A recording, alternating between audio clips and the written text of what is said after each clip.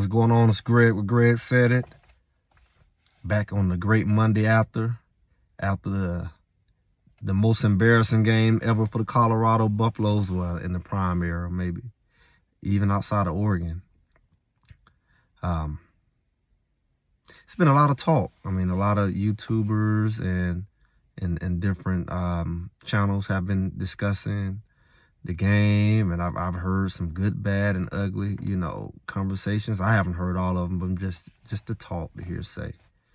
And it's like I said, it's something that it could go left. Fans that are not really committed. You have a lot of new fans, and everybody's is turning on the bandwagoners are turning, and it may be some dissension in the locker room, and who knows what's going on. It's a lot of different theories and rumors of certain things that may be covered up, especially when it comes to discipline issues,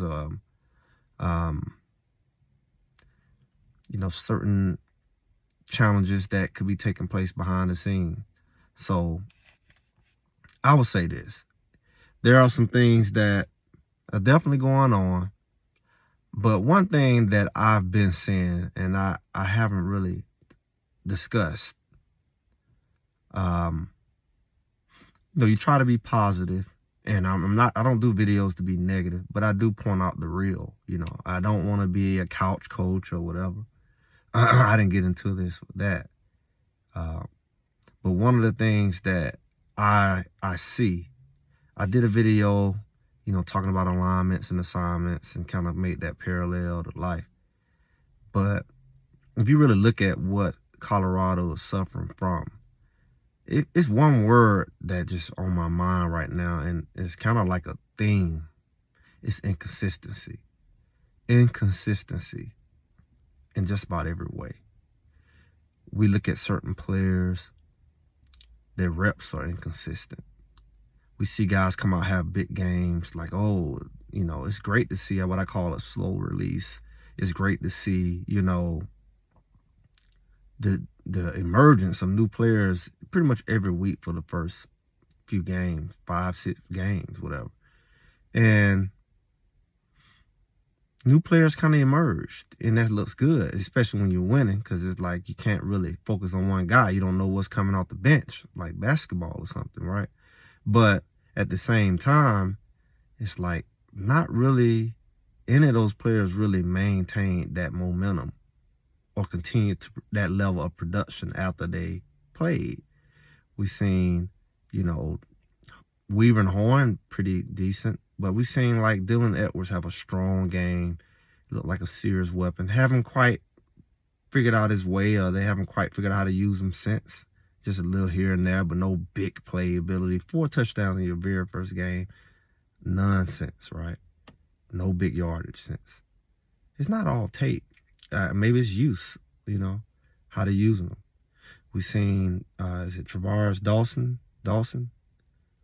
Number 6 come out with a couple big plays after that, out of nowhere. Another receiver on the team. Then we seen Amarion Miller show out. And they just look like, man, what can you do with these guys? Now, of course, these guys kind of stepped in even more so when Travis got hurt. Miller stepped in the USC game. And this on the offensive side of the ball. And it's like, wow, this guy's on. We haven't seen him really do anything much since. Haven't really seen the packages, anything designed for him. No more big plays. Javon Antonio had a decent game after that. I think he caught one his last game. But to have so many weapons, it makes people question the coaches and, not knowing what they're doing or not knowing how to use their players. It really does. But I can't fully say. Because one of my biggest things was you want to have depth, but sometimes I just felt like that receiver room had too many weapons. You still have a lot of guys who want to play that's not playing that could play in a lot of people's eyes. Same thing with that running back room. I mean, we seen you had Cavassier Smoke come over, Alton McCaskill come over, was top freshman a couple years ago before he was injured. We also seen, oh my goodness, Dylan Edwards came. And it's like, he jumped from Notre Dame. And then we seen, Hank was still there. And a couple guys, already there. And then we seen Savion Wilkinson come over from Jackson State, and he was the guy in the MEAC and the SWAC before coming over. We know what he can do. He's a hard runner. He's pretty consistent downhill. And it's like, how are you going to use all those guys? And it seems like they've been juggling them. And nobody really getting the reps. And you don't know who's playing. I don't even know if they know who's going to play from week to week. And it just makes you look like, what is going on? Like, can you properly use your weapons when it's like you don't have that certainty there, or just a foundation of how you're going to use them? Are you not creating packages for them? All right, what's going on? You look like, are they hurt? You got all these weapons and you're really not using none of them. Then it seems like you're misusing them when you put a little bitty guy in on 3rd and 1. And he's like, he's, 150 soaking wet. And he's strong and he's tough. But they hit him and it's like, he fly across the room. It's like, why didn't you use your bigger bats? Everybody else is bigger. It's the inconsistency. The big plays, the rotation, the performance. One game, you jump out. Next game, next few games, you wait till the second half or the 3rd and 4th quarter to come back. Then we see this last game against Stanford. Jump out there 29 zip. Hasn't happened. That's what you prayed for. That's what you asked for. And then pretty much don't do nothing the rest of the game. I think they had to score at least a couple more touchdowns. But that's in comparison to, 4. But you can't really put it all on offense, right? Because they put up the numbers. You can say, well, they didn't, drain that clock so the comeback couldn't happen. But defense gave up big plays. And then you start looking at their inconsistency. They had shut the team down 29 zip. And then give up, 19 points in the 3rd quarter? And it's like, and this really couldn't stop pretty much from there.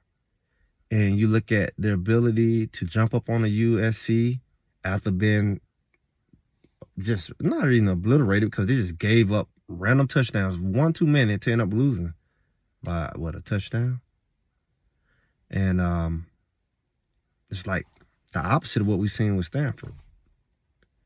And it's like, they can do what they need to do. Because it seemed like even when you were winning, they knew how to cut it on and cut the game off. TCU cut it off. Nebraska cut it off. Even CSU cut it off. You knew how to cut those games off. You knew how to stop the bleeding. But they didn't quite know how to stop the bleeding with Stanford for whatever reason. And Oregon was just way out of line from the jump. It's just momentum. And we see the power of momentum on both sides. But it makes you wonder, what's the real cause of the inconsistent play? Because on one end, you want to blame the coaches, but you don't blame them when they're winning and they're doing well. It's confusing. You don't want to blame the players not being good enough, but they're good enough to jump up 29-0. So how are you good enough to jump up 29-0, but you're not good enough to, basically give up 29 the very next half, not quarter, really. It makes it hard to really put your hand on what's going on. And I don't know how that answer will be found, because there's so many theories on what needs to be done. And it's entertaining for somebody who really don't have nothing to do, but it can be a burden, because a lot of people life operates like that. And I wasn't even planning on going here. But it's like, the average person really don't have room for more negativity. Their life is full of negativity. And it's like, you really watch sports to get away from a lot of stuff. Even though sports has its own drama, it's not personal, it's not weighty. But when you get to the point where you watching sports and it brings more confusion in your life, that ain't good. But at the same time, it's a reflection of how life can be. Because, you could feel like you're doing everything right and can't quite put your hand on why nothing is going right and why everything's going wrong. And you can be making adjustments and the momentum of hell is just against you. I mean, your money messed up, your relationships messed up. You can be doing stuff. You say, you think you figured out, I'm going to go to church. That don't work. You say you can give your money to the church. That don't work. And sometimes that negative component of your life just snowballs on you, no matter what adjustments you're making. You could be making the right adjustments. You could not be, but you don't even know the difference. Or maybe you would be doing the right thing. Sometimes stuff just gets so far out of hand, it seems like no matter what you do. Like in the football game, they say it don't seem like they could stop number 13 for nothing that day. They put the best guy on him, he couldn't even stop him. You just weren't gonna be able to stop him. Some people say it could have been something done, you just didn't do the right thing. But the problem is it doesn't matter at this point. And the problem is it don't matter if they didn't know. Even if it was a solution. It's a solution for you to get out of poverty. It's a solution for you to make more money. It clearly is. Other people are doing it. You just don't know. You just don't know. And that's the problem. It's a way for you to get healthy and not have diabetes and high blood pressure and anxiety and depression. It is a way. You just don't know. Because if you did, you probably wouldn't be that. And it's like, it's easy to say what could be done and should be done from the outside looking in.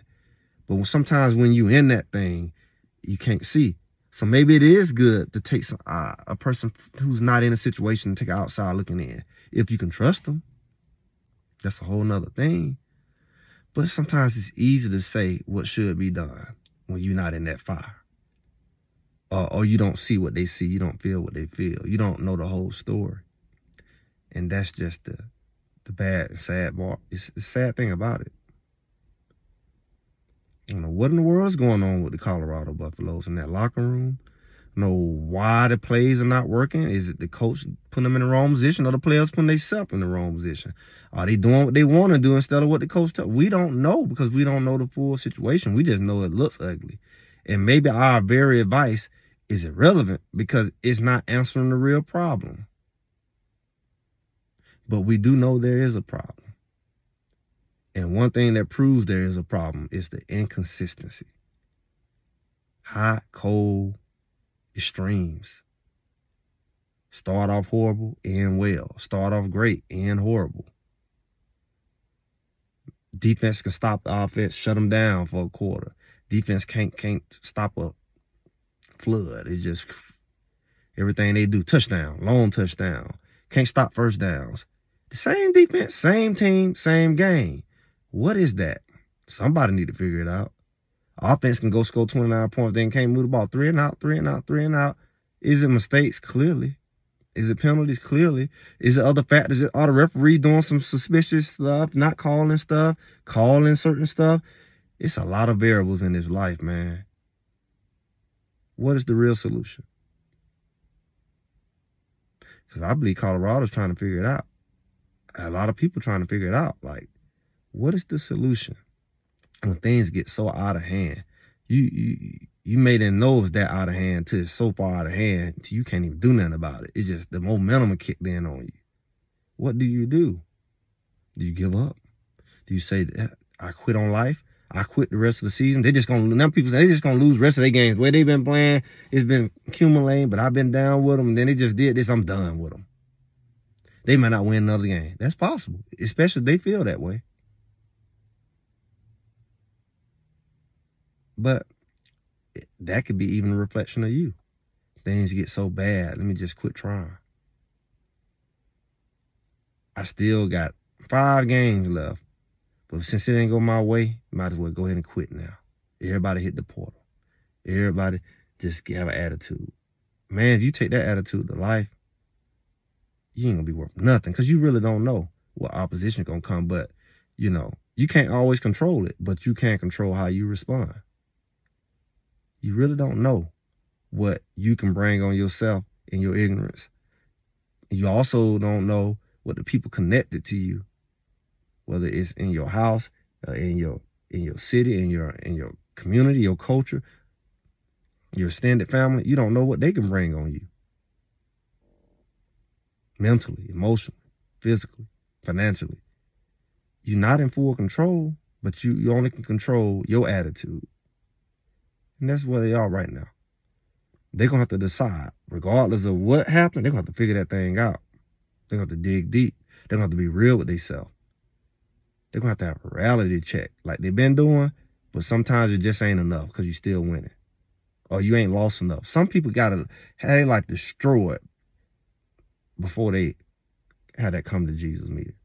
And some people so prideful, They'll bury themselves before they face reality. In any aspect of their life, they'll just let it keep going because their pride just refuse to face it. But some people got to get beat down for them to humble and say, you know what, I got to do something. But it don't have to be that way.